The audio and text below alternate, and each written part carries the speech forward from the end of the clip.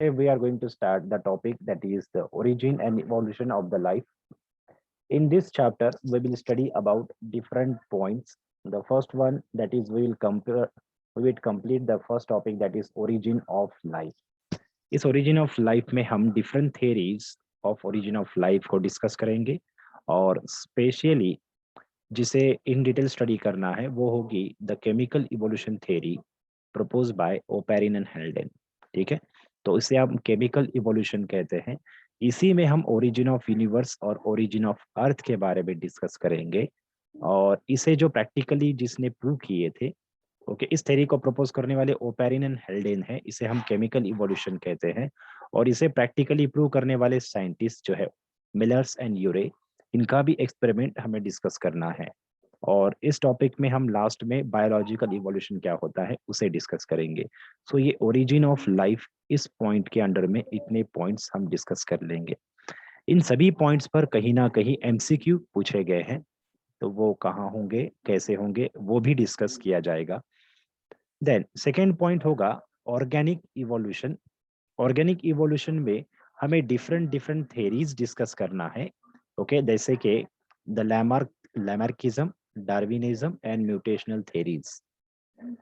Okay, तो ये organic evolution में हम स्टडी करेंगे। Second point modern synthetic theories of evolution, ये क्या होता है, इसके जो डिफरेंट डिफरेंट थेरीज और कंसेप्ट होते हैं, और कई सारे इसमें कंसेप्ट है, कई सारे बेसिक बेसिक पॉइंट्स है, डिफरेंट डिफरेंट मैकेनिज्म है इवोल्यूशन के, वो सारे इस मॉडर्न सिंथेटिक थेरीज में डिस्कस किए जाएंगे। और स्टेट बोर्ड में ये मॉडर्न सिंथेटिक थेरीज इंक्लूड किया गया है, बाकी का जो पोर्शन है वो ओमिट है। ठीक है, तो आपको बता दे। देन लास्ट में हम डिफरेंट टाइप्स ऑफ एविडेंसेस जो है ऑर्गेनिक इवोल्यूशन के, जो डिफरेंट एविडेंसेस है उसे स्टडी किया जाएगा। और सबसे आखिर में origin of human and it's evolution. Okay, origin of human and it's evolution, ये पॉइंट सबसे लास्ट में डिस्कस होगा। तो आज का हमारा इंपॉर्टेंट टॉपिक रहेगा। तो इस तरह से हम इस चैप्टर को 3 पॉइंट्स में डिवाइड कर देते हैं: origin of life, organic evolution and origin and evolution of human being। तो इसी तरह से, इसी सीक्वेंस से हम इस चैप्टर को कंप्लीट करेंगे और इसी सीक्वेंस से आपने इस चैप्टर को याद रखना है। बहुत ही आसान है। तो सबसे पहला पॉइंट होगा origin of life and life forms. Okay, सबसे पहले हम डिस्कस करेंगे theories of origin of life. Okay, सबसे पहला सवाल ही ये है होता है कि सबसे पहले, ओके, ये यूनिवर्स कैसे अस्तित्व में आया और हमारी धरती कैसे बनी, और धरती पर जो फर्स्ट लाइफ फॉर्म है उसका ओरिजिन कैसे हुआ। तो इन सभी टॉपिक में, इन सभी पॉइंट्स में दिलचस्पी है। सभी ह्यूमन बीइंग को इसमें दिलचस्पी है, आपको भी होगी। ठीक है, तो कई सारे सवाल है। What is evolution? इवोल्यूशन क्या होता है? Evolution, it is the continuous, okay, it is the continuous process, okay, it is the study of history of the life forms on the earth and understanding the changes in flora and fauna that have occurred over the million of years on the earth। So evolution जो होता है ये continuous change होता है, okay, ये continuous change होता है जिसमें एक स्पेशीज दूसरी स्पेशीज में कन्वर्ट होती चली जाती है। ये चेंजेस होते चले जाते हैं डिफरेंट डिफरेंट लाइफ फॉर्म में, और ये चेंजेस होने के लिए कई हजारों लाखों साल लगते हैं। तो इस सभी को अंडरस्टैंड करना मीन्स इवोल्यूशन की स्टडी करना। Then so the origin of life and life forms और द बायोडाइवर्सिटी, ओके, इनकी स्टोरी है। ओरिजिन ऑफ लाइफ की और लाइफ फॉर्म्स की ये स्टोरी है। धरती पर इनका ओरिजिन कैसे हुआ, इनका और इवोल्यूशन किस तरह से हुआ, इन सभी को स्टडी करना, तो हम इवोल्यूशन इस पॉइंट में स्टडी करते हैं। देन ओरिजिन ऑफ लाइफ, सबसे पहला पॉइंट ओरिजिन ऑफ लाइफ में which one is the unique event in the history of universe. Universe की हिस्ट्री में सबसे एक यूनिक इवेंट कौन सी है? जो सबसे यूनिक इवेंट जो मानी जाती है वो है that is the origin of life and life form. ये यूनिक इवेंट है, ओके, यूनिवर्स के इवोल्यूशन के समय होने वाला। Then second point, how old universe is.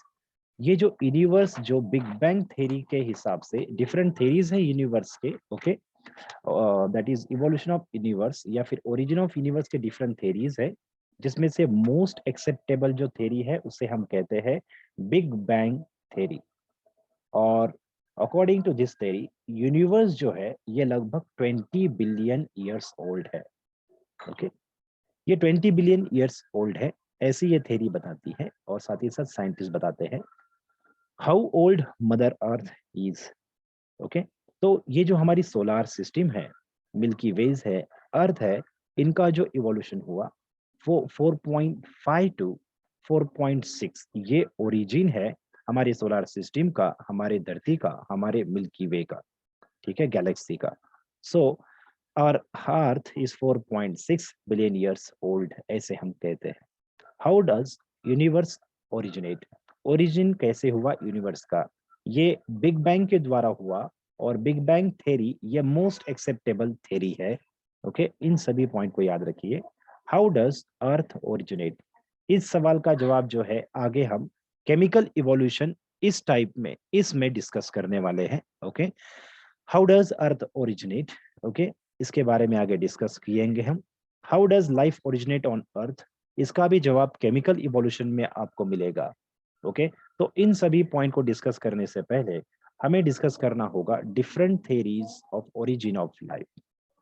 जो डिफरेंट थेरीज है उनमें जो डिफरेंट डिफरेंट थेरीज है वो कौन से है जिसने ओरिजिन ऑफ लाइफ पर लक्ष्य केंद्रित किया या फिर प्रकाश डाला। तो सबसे पहले जो ओल्ड थेरी मानी जाती है that is theory of special creation. Okay, theory of special creation, theory of spontaneous generation, जिसे आप अबायोजेनेसिस या ऑटोजेनेसिस कह सकते हो, या कॉस्मोजॉइक थेरी या फिर cosmic panspermia theory. Then fourth one theory of biogenesis, then fifth one modern theory of origin of life, that is the chemical evolution theory of life, Oparin Haldane की theory. Okay, वो modern theory of origin of life कहलाती है, उसे हम discuss करेंगे सबसे last में। तो सबसे पहले जो थेरी है that is theory of special creation. Okay, so इस थेरी को जो बढ़ावा देते हैं ये माइथोलॉजिकल थेरीज है। ओके, ये माइथोलॉजिकल थेरीज है जिसमें क्रिश्चियनिटी, इस्लामिक, हिंदुइज्म, ये जो है इन सभी में अलग अलग धारणाएं हैं इनकी मान्यता के अनुसार। फॉर एग्जाम्पल फादर सरेज, ये जो है इन्होंने स्पेशल क्रिएशन थ्योरी बताई जिसमें ह्यूमन बीइंग को केंद्रित किया गया है। Okay, everything was created by God in 6 days, ऐसे फादर सरेज का कहना है। ओके, ये क्रिश्चियनिटी का कहना है। ओके, तो हिंदुइज्म क्या कहता है, हिंदू माइथोलॉजी कहती है world was created by God Brahma, और सबसे पहला जो मनुष्य बना उसका नाम मनु था, और जो सबसे पहले जो फीमेल थी उसका नाम श्रद्धा था। ओके, तो ये थेरीज है। देन बाइबल के अनुसार जो सबसे पहले जो इंसान था मेल था उसे एडम कहा गया, और जो फीमेल थी उसे ईव कहा गया था। देन इसके बाद इस्लामिक माइथोलॉजी में वर्ल्ड वॉज क्रिएटेड बाय अल्लाह, और सबसे पहला जो इंसान बनाया था अल्लाह ने वो थे आदम, आदम अस्सलाम। और जो सबसे पहले वुमेन बनाई गई, फीमेल बनाई गई, वो थी हवा। तो ये डिफरेंट डिफरेंट धारणाएं हैं, स्पेशल क्रिएशन है ये। ओके, इंसान जो है ये स्पेशल क्रिएशन है गॉड का, ऐसे ये सारे माइथोलॉजिकल कंसेप्ट कहते हैं। मगर ये प्रैक्टिकली या फिर इसे हम साइंटिफिकली प्रूव नहीं कर सकते, इस वजह से इन माइथोलॉजिकल कंसेप्ट्स को अमान्य किया जाता है, इसे साइंस एक्सेप्ट नहीं करता। देन सेकेंड थेरी जो है that is theory of spontaneous generation. Okay, तो ये थेरी क्या कहती है इसके बारे में डिस्कस करते हैं। ये भी एक एंशियंट कंसेप्ट है। It was proposed by the different Greek philosophers like Thales, Alexander, Xenophon, Plato, Satisad, बहुत ही इंपॉर्टेंट अपेंडिकल्स एंड एरिस्टोटल। ये सारे ग्रीक फिलोसोफर्स थे जिनका कहना था कि जो ओरिजिन ऑफ लाइफ जो है ये स्पॉन्टेनियस जनरेशन है। From non living thing appears spontaneously, spontaneously, okay, gradually नहीं, स्पॉन्टेनियसली अपीयर हुआ है, ऐसा ये थ्योरी कहती है। इसे अबायोजेनेसिस थ्योरी या ऑटोजेनेसिस कहा जाता है। मगर इस थ्योरी को भी थ्योरी ऑफ बायोजेनेसिस ने इसे डिस्प्रूव किया, ओके, इसे मान्य नहीं किया। ठीक है, तो ये कैसे हुआ उससे आगे हम डिस्कस करते हैं। सो theory of that is the spontaneous generation, ये क्या होता है? इनके इस ग्रीक फिलोसोफर के इन सभी ग्रीक फिलोसोफर का कहना है लाइफ जो ओरिजिनेट हुए हैं वो नॉन लिविंग थिंग से हुए हैं। ये उन्होंने किस पर से कहा? उन्होंने देखा नाइल रिवर से, Nile river could give rise to different different living creatures. Okay, different different living creature जो है नाइल रिवर से बाहर आते समय इन्होंने देखा और उन्हें लगा कि नॉन लिविंग से लिविंग थिंग बनते हैं। ओके, तो इसे हम मान्य करते हैं, इसे मान्य नहीं किया जा सकता, स्पॉन्टेनियस जनरेशन नहीं होता है। इस थ्योरी को जो है अमान्य किया गया और इसे डिस्प्रूव करने वाली जो थ्योरी है दैट इज, उसे हम कहते हैं थ्योरी ऑफ बायोजेनेसिस। और बायोजेनेसिस को डिस्प्रूव करने वाली थ्योरी है थ्योरी ऑफ बायोजेनेसिस। ये क्या होता है हम थोड़ी देर में डिस्कस करेंगे। थर्ड थ्योरी को डिस्कस करने के बाद कॉस्मोजॉइक थ्योरी और कॉस्मिक पैंसपर्मिया थ्योरी। जो कॉस्मोजॉइक थ्योरी है it was propose by Richter, okay, it was propose by Richter. और दूसरी जो कॉस्मिक पैंसपर्मिया थ्योरी है it was propose by Arrhenius. Okay, तो Richter and Arrhenius they propose the theory of panspermia या cosmozoic theory by Richter and cosmic panspermia by Arrhenius. Okay, तो ये theory propose करने वाले ये दो डिफरेंट साइंटिस्ट इवोल्यूशनरिस्ट थे। Then, according to this theory, the spores from unknown parts of the other planet or stars, they reach to the earth. ऐसे इनका कहना है। जो सेलेस्टियल बॉडीज है जैसे कि मेटियोराइट्स या फिर दूसरे किसी स्टार से या दूसरे किसी प्लैनेट से, वहां जो रहने वाले जो लिविंग फॉर्म्स है वो इस मेटेराइट के जरिए या फिर और किसी सेलेस्टियल बॉडीज के जरिए ये हमारे धरती तक पहुंचे, ऐसी ये कॉस्मोजॉइक थ्योरी कहती है। Okay, protoplasm reach to the earth in the form of spores from unknown parts of the universe. Okay, with the cosmic dust like meteorites and other, they give rise to the various forms of life on the earth. तो इसे हम cosmozoic theory कहते हैं। इस theory के अनुसार दूसरे किसी और मींस स्पेस में रहने वाले किसी और प्लैनेट या स्टार से जो कॉस्मिक डस्ट है वो हमारे धरती तक पहुंची और इस डस्ट के साथ में उस डिफरेंट प्लैनेट या स्टार्स पर रहने वाले जो स्पोर्स है, लाइफ फॉर्म है, उनके जो स्पोर्स है या प्रोपेग्यूल है वो हमारे धरती पर पहुंचे और उसी ने हमारे धरती पर बायोडाइवर्सिटी फॉर्म की, ऐसे इस कॉस्मोजॉइक थ्योरी का कहना है। नो डाउट ये जो थ्योरीज है कई लोगों ने इसे मान्य भी किया है, मगर इसे कंप्लीटली इस 100% इसे मान्य नहीं किया जा सकता। ओके, क्योंकि इतनी जो बायोडाइवर्सिटी है वो किसी और प्लेनेट से धरती तक पहुंचना ये मुश्किल नहीं बल्कि नामुमकिन भी है। ठीक है, so fourth one, the theory of biogenesis. This theory of biogenesis, it disprove the spontaneous generation theory or the abiogenesis theory. Abiogenesis theory क्या कहती थी? Life originate from non living thing ऐसे कहती थी। मगर थ्योरी ऑफ बायोजेनेसिस क्या कहती है? थ्योरी ऑफ बायोजेनेसिस कहती है द न्यू लिविंग थिंग या फिर जिसे हम कहेंगे that is the new organism, they originate from pre existing life. जो भी न्यू ऑर्गेनिज्म फॉर्म होते हैं वो किससे फॉर्म होते हैं? वो प्री एग्जिस्टिंग लाइफ फॉर्म से फॉर्म होते हैं, बनते हैं, प्रोड्यूस होते हैं। ओके, ये कंसेप्ट हार्वी एंड हेक्सले इन्होंने दिया था। नो डाउट इसे प्रैक्टिकली भी प्रूव किया गया, वो कैसे वो हम आपको बताएंगे। ओके, तो लैटिन में लिखा जाता है ओमनिस वाइवम एक्स ओवो और विवो। इसका मतलब क्या है? इसका मतलब ये है कि द न्यू लाइफ और the new organism originates only from pre existing life form. अगर पहले से ही अगर कोई लाइफ फॉर्म है तो उस लाइफ फॉर्म से न्यू ऑर्गेनिज्म प्रोड्यूस हो सकते हैं। इसी को हम ओमनिस वाइवम एक्स ओवो और विवो कहते हैं। Hope you understand this point. तो इस थ्योरी ऑफ बायोजेनेसिस को प्रैक्टिकली प्रूव करने वाले 3 डिफरेंट साइंटिस्ट के हम एक्सपेरिमेंट डिस्कस करेंगे। ये कौन से हैं?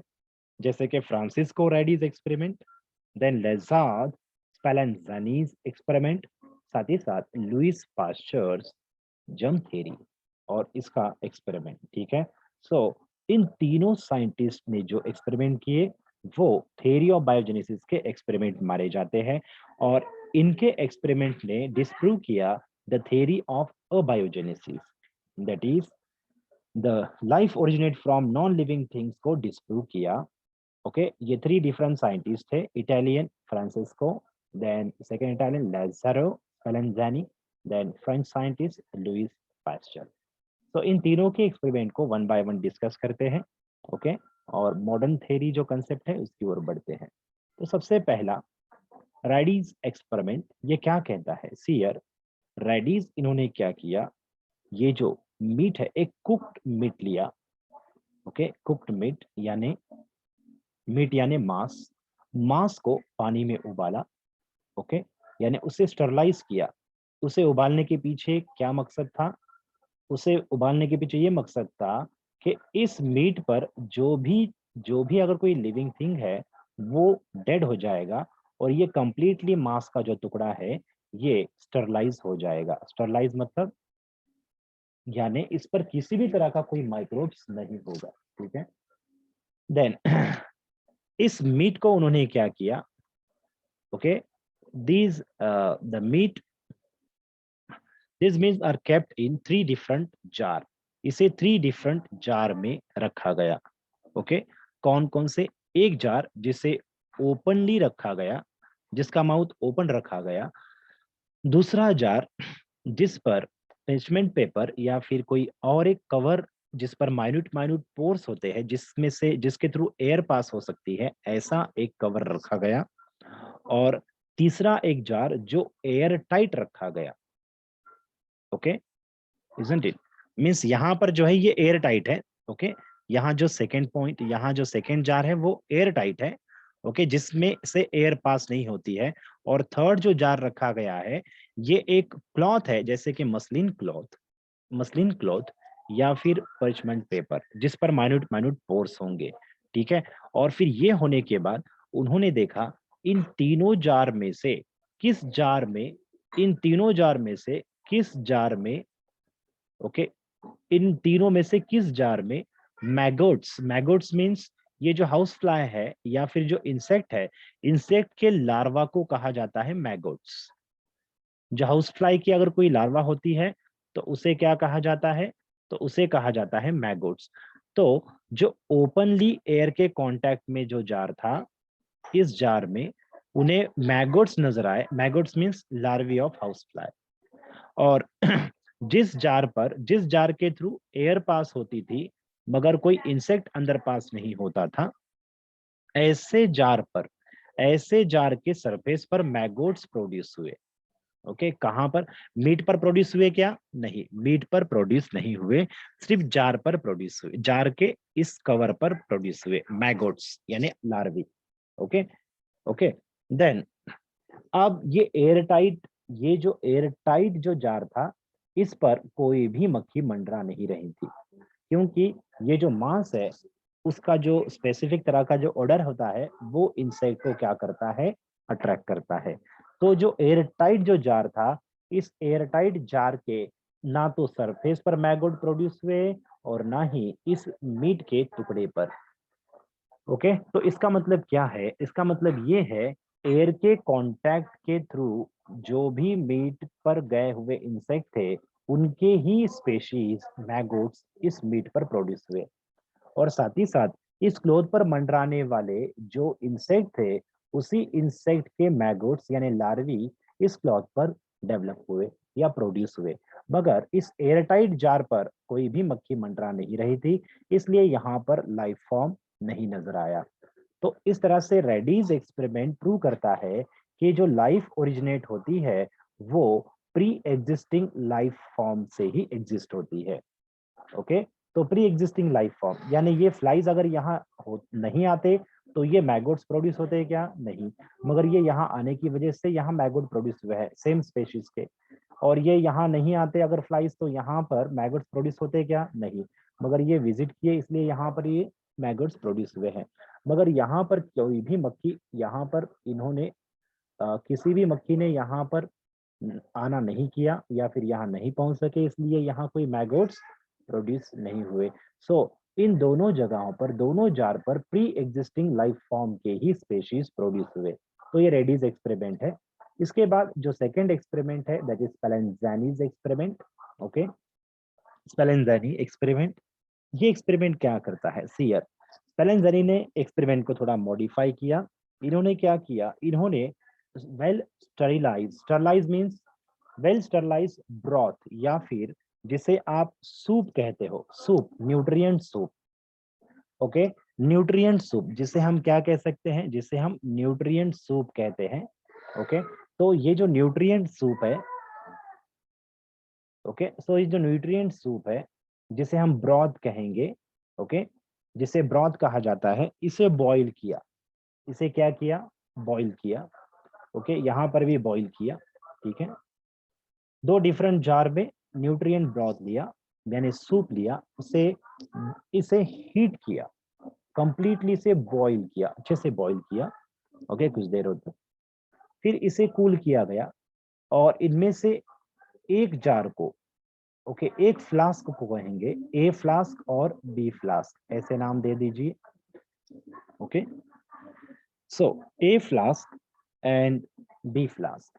तो इन दोनों फ्लास्क को कूल किया, बी फ्लास्क पर एयर टाइट करने के लिए, ए फ्लास्क को एयर टाइट करने के लिए इस पर कॉर्क लगाया गया, टाइटली इसे कॉर्क से क्लोज कर दिया गया ताकि इसका कांटेक्ट एयर से ना हो सके।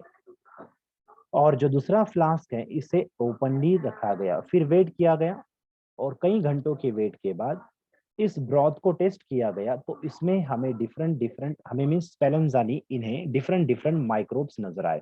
जो एयर में होते हैं वही माइक्रोब्स के कांटेक्ट इस ओपन एयर के थ्रू इस फ्लास्क में इंटर हुआ है, और ये माइक्रोब्स की जो ग्रोथ है वो इस ब्रॉथ में नजर आई। मगर जिस फ्लास्क में यानी बी फ्लास्क जिसे एयरटाइट किया गया था कॉर्क से, उसे कूल करने के बाद, कई घंटों के बाद इसके ब्रॉथ को टेस्ट किया गया, तब उसमें किसी भी तरह का लाइफ फॉर्म नजर नहीं आया, क्योंकि ये एयरटाइट होने की वजह से एयर जो है वो इसके भीतर पास नहीं हो पाई, और एयर में रहने वाले जो माइक्रोब्स है वो भी इंटर नहीं हो पाए, जिसकी वजह से इस एयरटाइट ब्रॉथ, हीटेड ब्रॉथ में किसी भी प्रकार के जो ऑर्गेनिज्म है वो नजर नहीं आए। ठीक है, ओके, किसी को कुछ डाउट है बच्चों? 1 मिनट, 1 मिनट। सो बी फ्लास्क जो है एयर टाइट होने की वजह से, इसमें एयर पास ना होने की वजह से एयर में जो माइक्रोब्स है वो इस बी ब्रॉथ में इंटर नहीं हो सके, इसलिए इसमें ग्रोथ नजर नहीं आई। फिर स्पेरेंजानी ने क्या किया, इस कॉर्क को ओपन कर दिया, और कुछ घंटों के बाद फिर से इस न्यूट्रिएंट ब्रॉथ को टेस्ट किया। ओके, माइक्रोस्कोप के भीतर टेस्ट किया, ओके, खाकर नहीं या पीकर नहीं। ठीक है, और टेस्ट करने के बाद इसमें उससे उन्हें ग्रोथ नजर आई, माइक्रोब्स की ग्रोथ नजर आई। तो इसका मतलब ये है कि एयर में रहने वाले माइक्रोब जब इंटर होते हैं तब उसी माइक्रोब्स की ग्रोथ इस ब्रॉथ में हुई है, वरना एयर टाइट में नहीं हुई थी। यानी ये क्या प्रूव करते हैं experiment, life originate from pre existing form.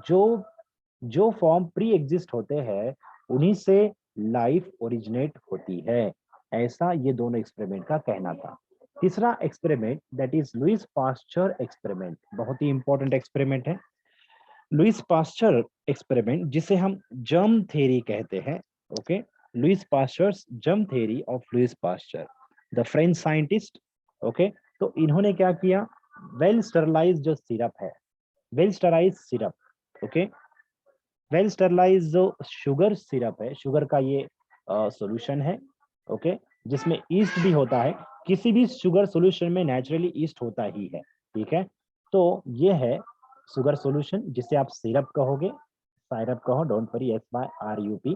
Then in उन्होंने क्या किया, उन्होंने स्वैन नेक बॉटल फ्लास्क लिया। ओके, ये स्वैन की नेक की तरह, स्वैन मतलब कौन, स्वैन मतलब आप सभी को पता है, स्वैन मतलब एक पक्षी होता है, पंछी होता है, उसकी गर्दन इस तरह से होती है, स्वैन नेक, है ना।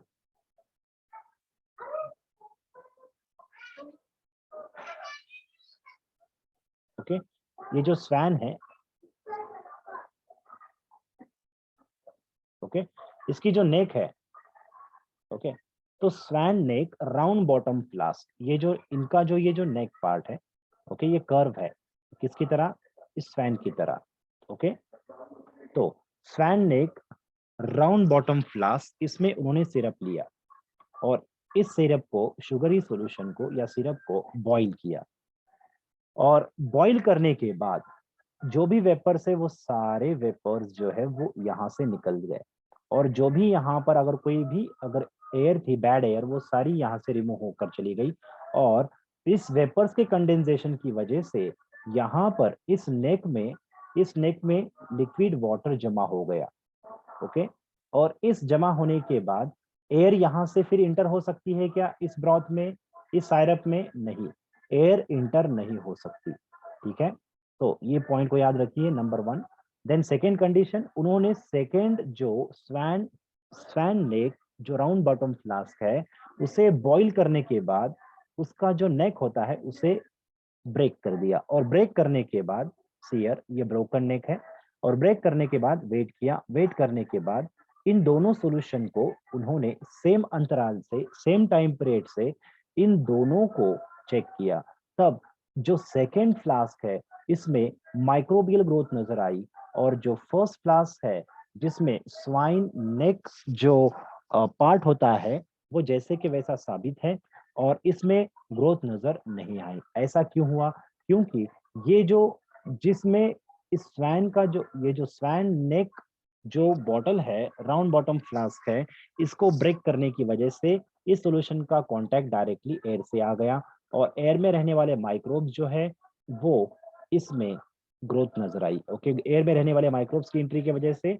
इस सेकेंड फ्लास्क में ग्रोथ नजर आई, यानी यहाँ पर प्री एग्जिस्टिंग लाइफ फॉर्म से ही लाइफ ओरिजिनेट होती है, यानी लाइफ ओरिजिनेट्स और organism produce from pre existing form, ये एक्सपेरिमेंट प्रूव करता है।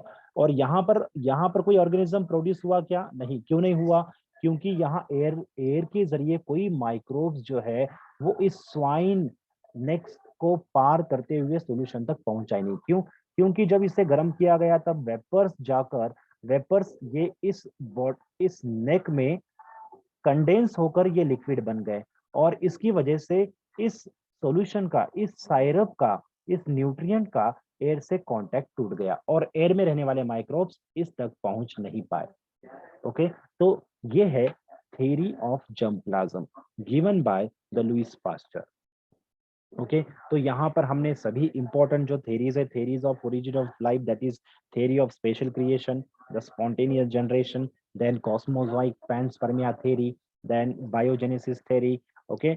इन इन इंपॉर्टेंट थेरीज को हमने डिस्कस किया है, ठीक है। इसके बाद एक थेरी होती है, that is modern theory, okay, modern theory of the origin of life. और इस मॉडर्न थेरी जो है, that is Oparin and हेल्डेन chemical evolution theory उसे कहा जाता है, ओके।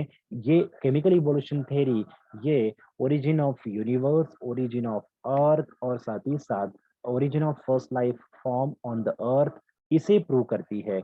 और इसी को प्रैक्टिकली प्रूव करने वाले मिलर्स एंड यूरे का एक्सपेरिमेंट भी हम डिस्कस करेंगे, ठीक है। तो उसे हम कल डिस्कस करेंगे, आज यहाँ पर स्टॉप करते हैं, ठीक है। तो लास्ट के 3 मिनट्स बाकी है, आप में से किसी को कोई डाउट है तो आप पूछ लीजिए।